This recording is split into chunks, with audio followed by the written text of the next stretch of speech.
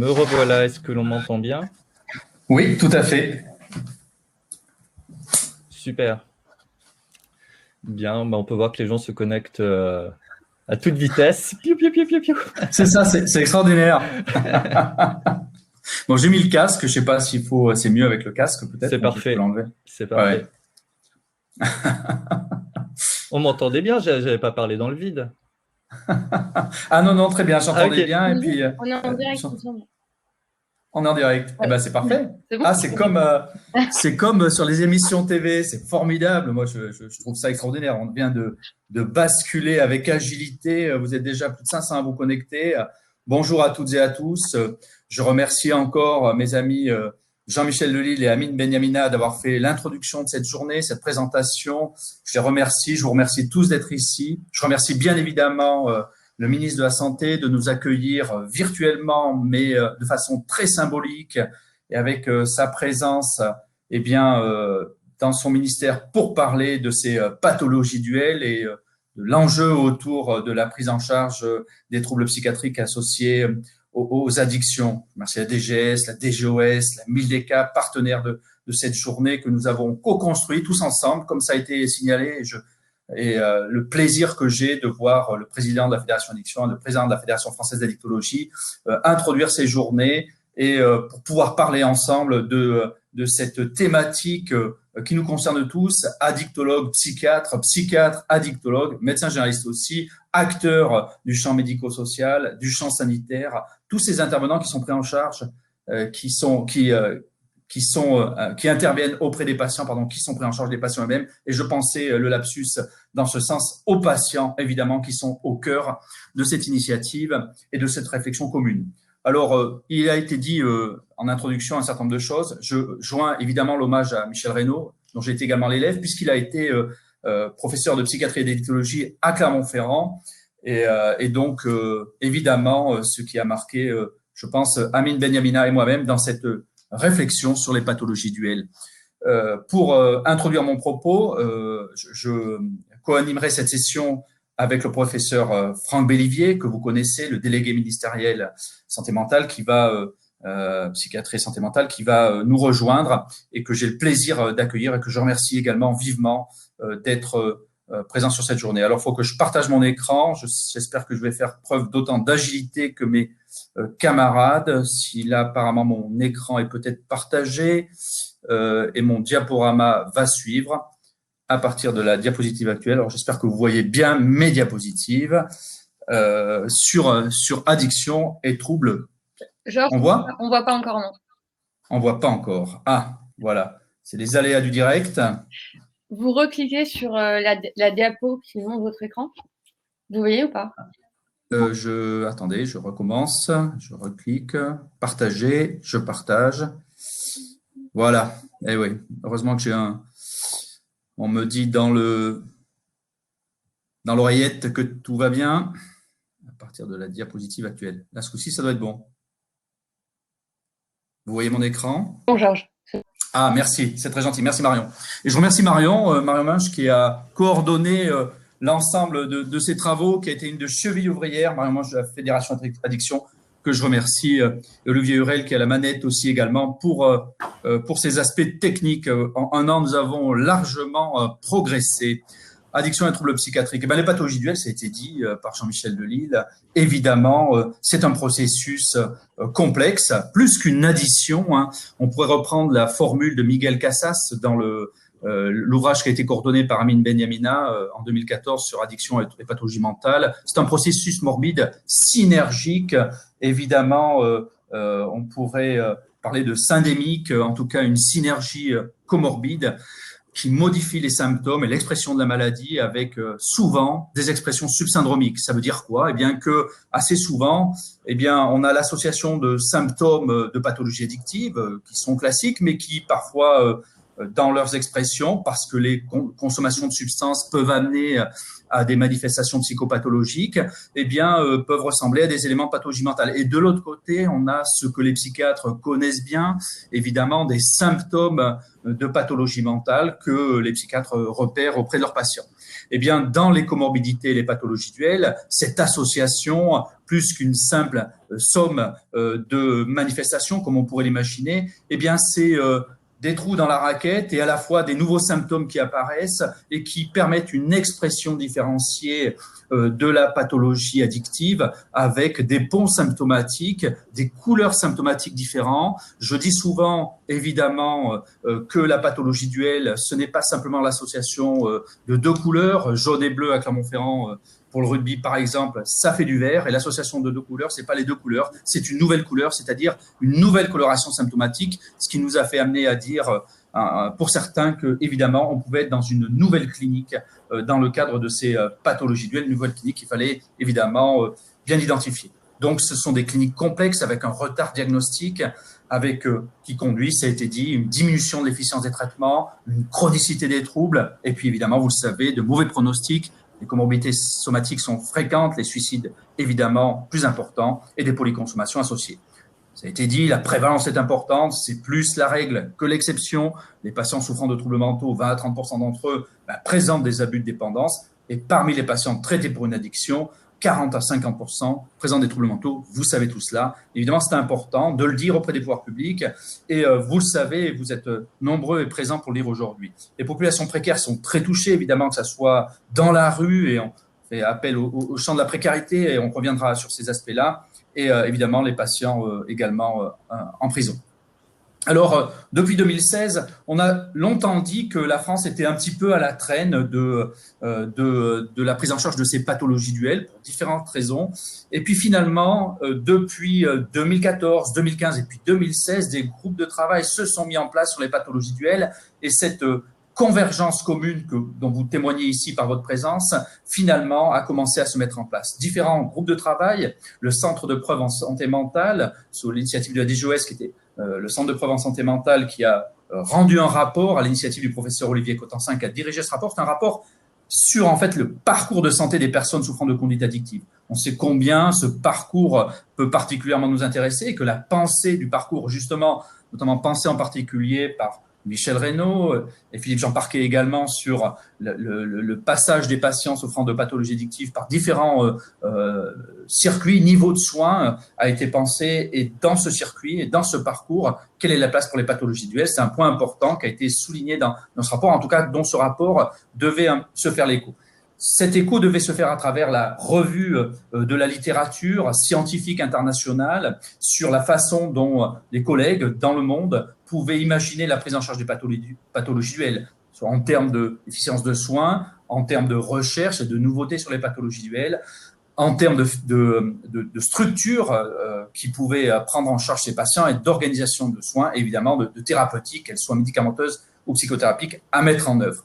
Et d'un autre côté, dans le même temps, la Fédération Addiction a lancé, Jean-Michel en a parlé, un guide de réflexion sur la prise en charge des pathologies duelles à destination des acteurs du terrain, pour une réflexion qui finalement remontait du bas vers le haut avec de l'expérientiel, comme le fait souvent la Fédération Addiction dans cette logique expérientielle, pour mettre en évidence un certain nombre d'initiatives qui pouvaient être mises en place. Donc finalement, ces deux approches, top-down et bottom-up, comme on dit, étaient complémentaires et pouvaient générer à la fois du savoir, des questionnements, et peut-être préparer finalement le terrain d'une réflexion commune que nous avons aujourd'hui.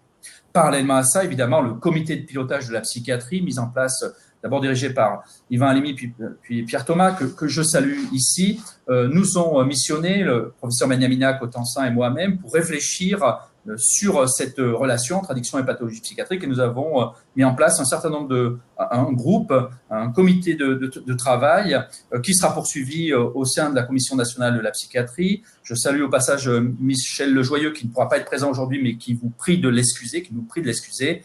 Et puis évidemment, tous ces travaux ont été soutenus et accompagnés par Franck Bellivier, délégué ministériel à la santé mentale et à la psychiatrie. Les pistes à explorer, que ce soit du côté du guide, et je vous invite à le télécharger, à le regarder, à le commander. C'est des pistes où on interrogeait évidemment du côté des modalités de prise en charge des pathologies duelles, comment étaient les spécificités de prise en charge, avec des approches différentes entre psychiatrie et addictologie, et puis également des approches séquentielles, des approches l'un puis l'autre, d'abord soigner la pathologie addictive puis la pathologie mentale, ou des approches coordonnées qui doivent être mises en place.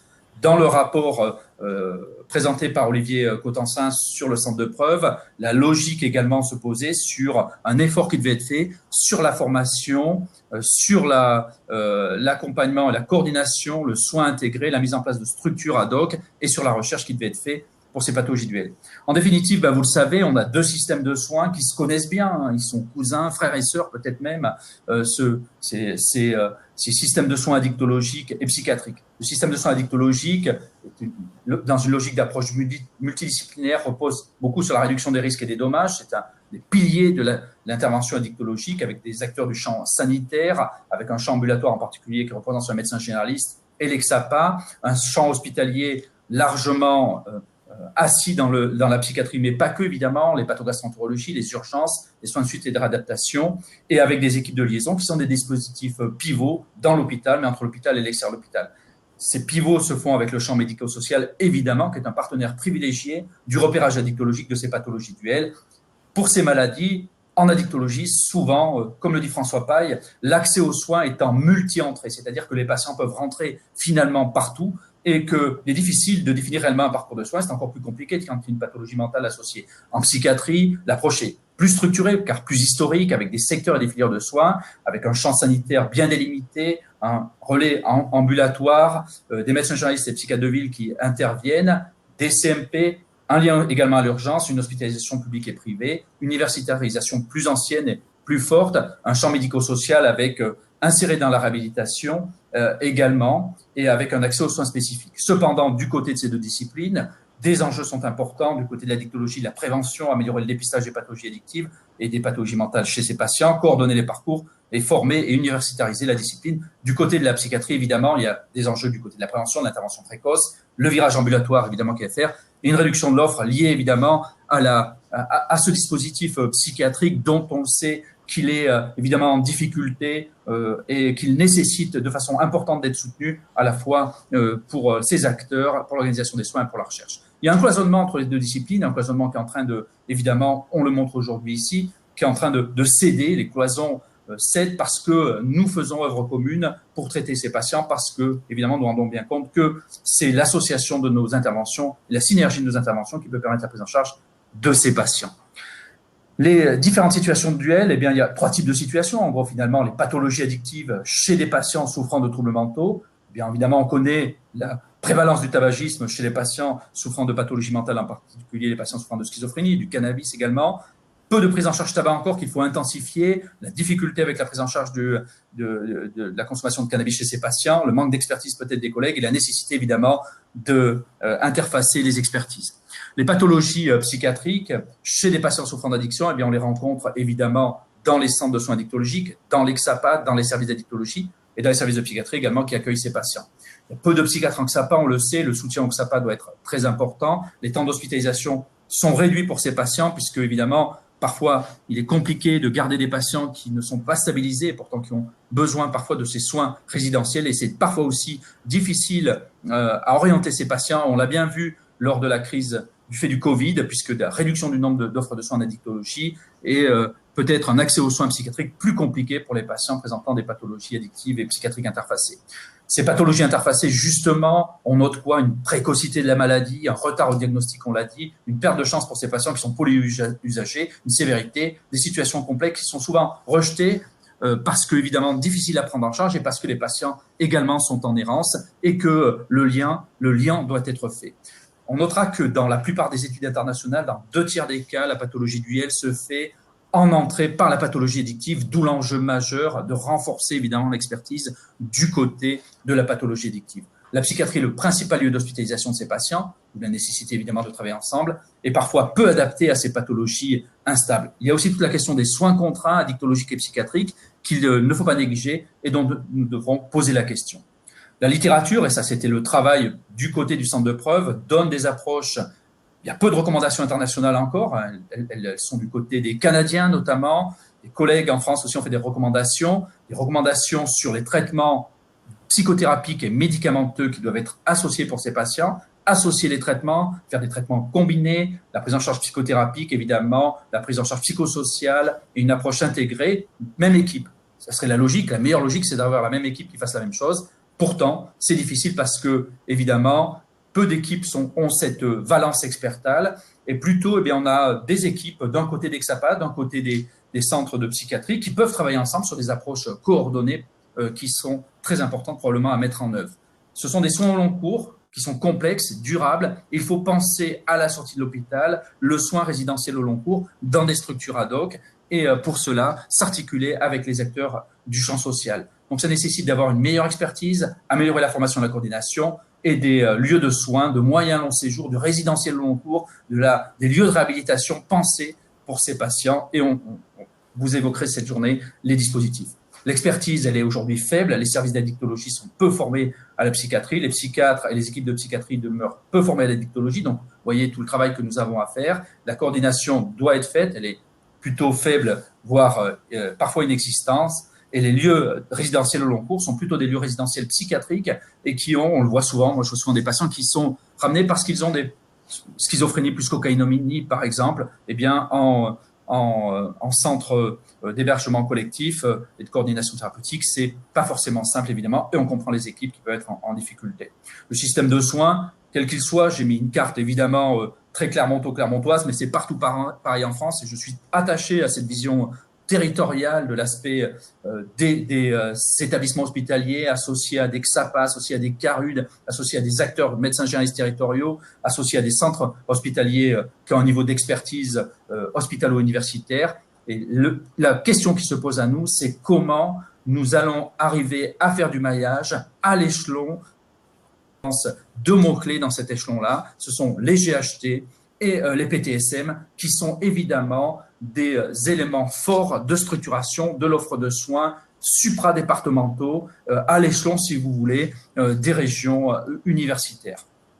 Donc, les pistes que proposaient les deux travaux qui ont été présentés, à la fois du côté du centre de preuve, c'était une approche sanitaire coordonnée, intégrée, développer les connaissances, développer la formation du côté du centre de preuve. Du côté du guide de la Fédération Addiction, évidemment, des solutions d'ingénierie locale ont été identifiées et il faut évidemment encore mieux les identifier pour pouvoir peut-être plus les répliquer, pouvoir faire des études de réplication sur ce type d'initiative. Excusez-moi. Et le projet s'est poursuivi en région, dans les suites du plaidoyer PTSM, aussi dans les suites localement, la Fédération Addiction, et Jean-Michel l'a dit, a mis en place des réflexions régionales pour présenter le guide. Je vous invite à y participer et également pour finir la réflexion. Donc, le groupe de travail, tous les acteurs dans une réflexion commune, que ça soit, nous avons souhaité, après cette réflexion, les acteurs qui sont présents aujourd'hui, les groupes de travail ont souhaité, du côté évidemment de la Fédération Addiction, du centre de preuve, de la Fédération française d'addictologie, de mettre en place une réflexion commune qui a lieu aujourd'hui au ministère de la Santé. Cette réflexion commune doit être portée par l'ensemble des acteurs pour une prise en charge synergique. Les acteurs du champ médico-social, de l'accompagnement ambulatoire, de l'hébergement, du rétablissement, parce que c'est eux qui poursuivent l'œuvre commune de l'accompagnement et du rétablissement au long cours de ces pathologies chroniques. Les acteurs du champ sanitaire, psychiatres, addictologues évidemment, n'oubliera pas la médecine générale qui est très présente aujourd'hui sur ces journées. Nous l'avons vraiment souhaité pour cette interface-là. Les patients et leur entourage qui doivent être associés évidemment à nos réflexions. Tant ça a été dit notamment dans le cadre des PTSM, du côté des patients, de leur souhait d'être associés dans ces difficultés qu'ils ont et dans cette grande souffrance quand les pathologies duelles sont présentes. D'autres acteurs, évidemment, pourraient être sollicités. Les questions que nous avons posées, qui sont posées donc au groupe de travail aujourd'hui sur toute la journée, C'est en gras finalement les mots-clés. Comment améliorer les soins psychiatriques dans l'Exapa? Comment améliorer la prise en charge des addictions en hôpitaux psychiatriques? On a commencé à voir les questions qui pouvaient se poser. Comment assurer la coordination? Qui peut accompagner les patients dans les parcours doubles? Quelle place pour les patients et leur entourage? Quels dispositifs communs peuvent être envisageables? Et quelle articulation évidemment avec le champ social du côté de l'insertion, du côté évidemment du père et de l'entourage? Quelle place au niveau du PTSM? Comment réfléchir à cette articulation territoriale? Évidemment, on insistera sur les aspects de formation et les aspects de recherche concernant ces pathologies duelles. Comme souvent, la France a démarré avec un peu de retard, mais comme souvent, et on l'a vu en addictologie, eh bien, nous pouvons faire preuve d'innovation parce que nous sommes ensemble et que nous pouvons aller plus loin et que nous prenons le tournant justement de cette innovation, de cette nouvelle clinique des pathologies duelles. Évidemment, le nerf de la guerre, ce sera le financement de ces dispositifs et de ces parcours. Donc, cette journée favorisera les approches intégrées dans l'accompagnement des personnes concernées. Les objectifs, c'est favoriser les échanges, partager les pratiques et encourager les dynamiques existantes, mettre l'accent sur certains aspects toujours problématiques. Et les partenaires, ils sont nombreux, les partenaires universitaires de l'addictologie, de la psychiatrie, les partenaires de l'ELSA, les équipes de liaison, l'UNAFAM évidemment, les partenaires de Santé Mentale France, évidemment les patients, les usagers, les jeunes collègues et les présidents de CME, CHS et de centres hospitaliers sont associés. 4 tables rondes, Amine les a décrites, repérage des pathologies duelles et des pratiques cliniques, Véronique Vogien pilotera, la formation et la recherche sur les pathologies duelles, Olivier Cotensin et Pierre Thomas piloteront, l'approche réduction des risques fondamentale dans une approche psychique combinée, pilotée par Jean-Michel Lelille, et il nous reviendra à Jean-Michel Lelille, Amine et moi-même d'assurer à travers le fil rouge de la journée les éléments que vous aurez discutés tous ensemble. Merci à tous. Et 2 mots, évidemment, Fernando Pessoa, c'est pour ça que je prends de l'opium, c'est un remède, je suis un convalescent du moment, j'habite au rez-de-chaussée de la pensée, je suis là d'y voir passer la vie. Voilà le lien entre pathologie addictive et pathologie psychiatrique. Et puis pour nous tous, notre présence ici, continuer à accompagner nos patients. Borès le disait, avant moi, le combat peut être une fête. Je vous remercie.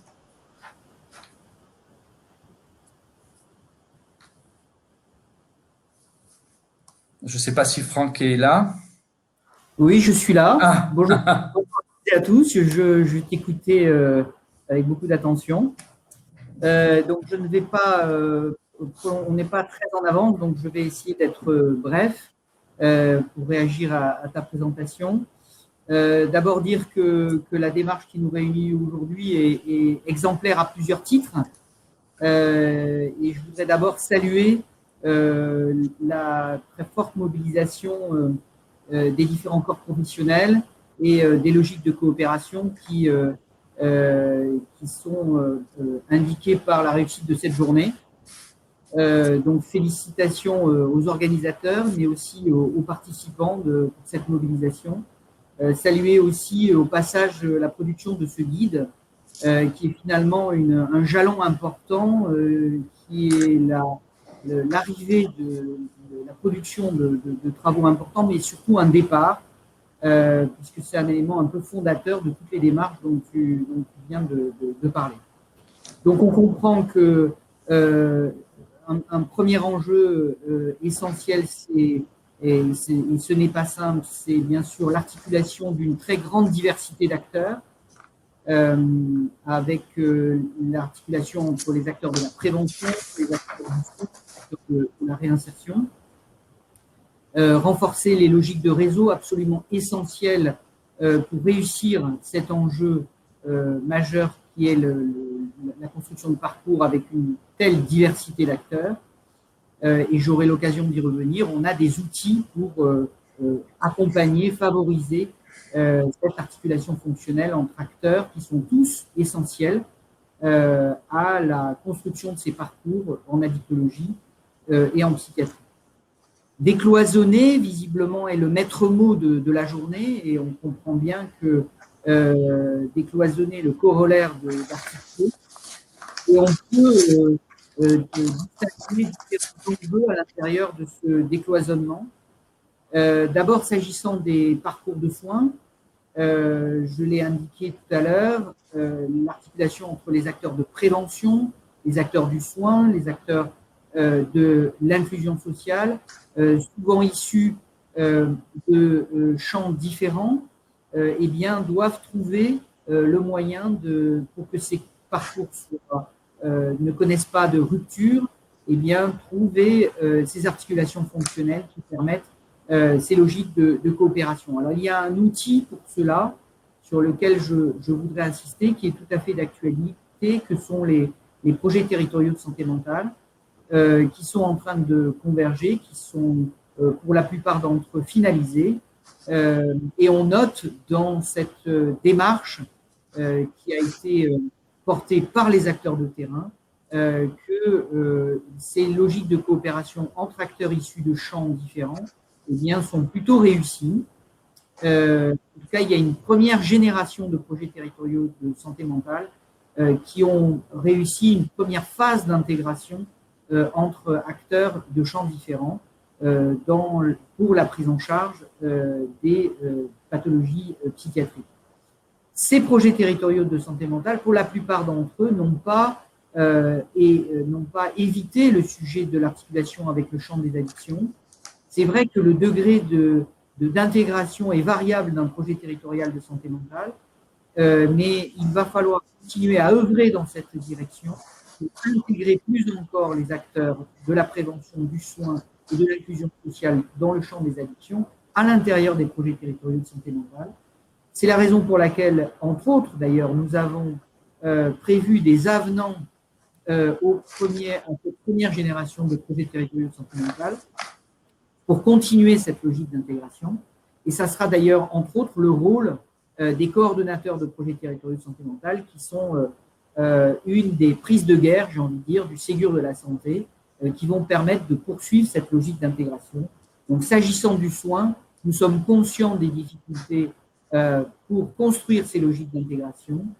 Il va falloir que l'ensemble des acteurs y contribuent et l'outil qui va permettre d'accompagner la construction de ces parcours complexes, eh bien, ce sera pour le ministère de la Santé et pour les ARS la production des prochaines générations des projets territoriaux de santé mentale qui ont, pour la plupart d'entre eux, choisi un territoire départemental, ce qui est assez logique, par ailleurs, pour faciliter l'intégration des autres acteurs.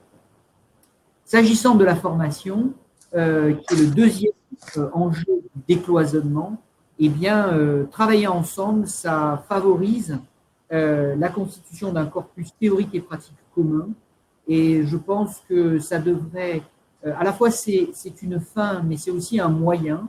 Et le portage de ces logiques organisationnelles de coopération, de ces logiques de coopération, devrait favoriser des logiques de formation en commun. Donc là encore, il y a une immense marge de progrès qui se présente devant nous, mais la démarche d'articulation des acteurs au service des patients devrait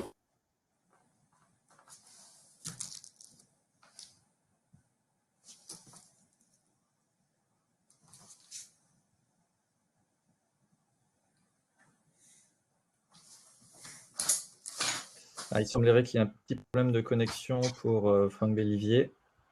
Je sais pas, oui, je sais pas. Alors, on m'entend, moi, et c'est Franck, oui. C'est Franck qui est bien.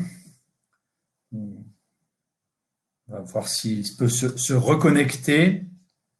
J'étais bavard. C'est important, les précisions apportées par notre délégué ministériel. On comprend vraiment l'implication. Je le remercie encore. Franck, je ne sais pas si tu arrives à te reconnecter, s'il revient.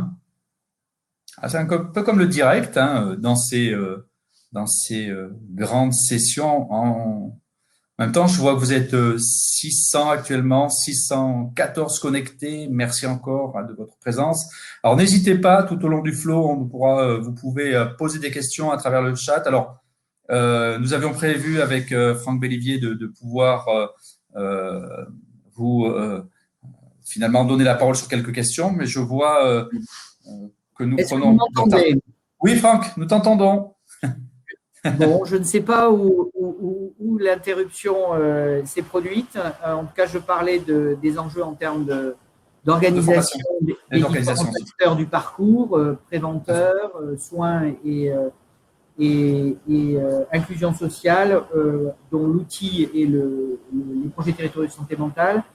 J'ai ensuite indiqué les enjeux en termes de formation et de constitution d'un corpus théorique et pratique commun. Et pour ne pas trop prolonger mon propos, un troisième volet très important et un troisième enjeu très important de ce décloisonnement, c'est évidemment les actions de recherche. C'est assez étonnant, disais-je, que ce champ de recherche qui concerne plus particulièrement ces situations d'association entre un trouble psychiatrique et un trouble addictologique se soit peu développé ou insuffisamment développé, alors que c'est la situation clinique la plus fréquente. Et en effet, la dissection des facteurs de vulnérabilité spécifiques et partagés est un enjeu majeur pour la compréhension des relations complexes qui existent entre pathologie psychiatrique et pathologie addictologique. Et c'est d'ailleurs une voie de recherche absolument passionnante qui s'ouvre, enfin qui est ouverte, j'ai envie de dire, et on a déjà un nombre important d'équipes en France et dans le monde qui sont positionnées sur ces thématiques de recherche et qui produisent des données très intéressantes, que ce soit dans le champ des neurosciences fondamentales, des neurosciences cliniques, mais aussi des sciences humaines et sociales, mais également dans l'évaluation des thérapeutiques, puisque cette situation clinique appelle le développement de nouveaux outils thérapeutiques. Voilà, je voulais donc saluer encore une fois cette fantastique mobilisation, 1600 inscrits, à l'heure où je parle, plus de 600 personnes en ligne, c'est absolument extraordinaire. Vous souhaitez une excellente journée, mais vu la mobilisation et les thématiques que vous avez prévues au menu de vos travaux, eh bien, je suis sûr que ça va être très productif. Je reste avec vous jusqu'à l'intervention du ministre. Et là, je ne pourrai pas rester avec vous cet après-midi, mais je vous souhaite une excellente journée. Merci Franck, merci pour ta présence. Merci beaucoup pour ton propos et les points que tu viens de rappeler qui sont extrêmement importants. Merci beaucoup. Merci à tous les deux. Je vous invite désormais à basculer sur la table ronde numéro 1 qui s'intitule « Le repérage des pathologies duelles et les pratiques cliniques